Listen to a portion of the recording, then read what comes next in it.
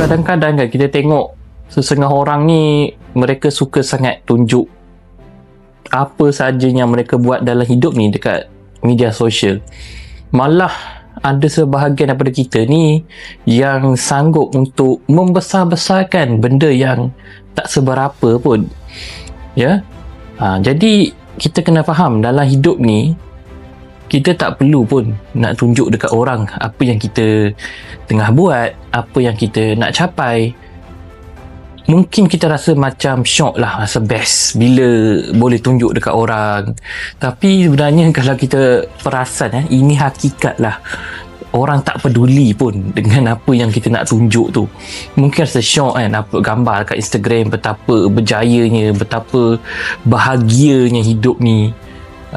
Kononnya nak berkongsi kegembiraan, kononnya nak memberi inspirasi, tapi hakikatnya tak ada siapa sangat peduli sangat pun dengan apa yang kita tunjuk tu. Kita je yang syok sendiri.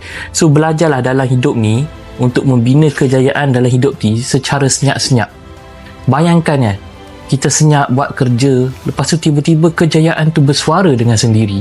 Maksudnya bukan kita yang beritahu orang yang kita tu berjaya, tetapi orang yang perasan tentang kejayaan kita tu, mereka memberitahu orang lain tentang kejayaan kita tu.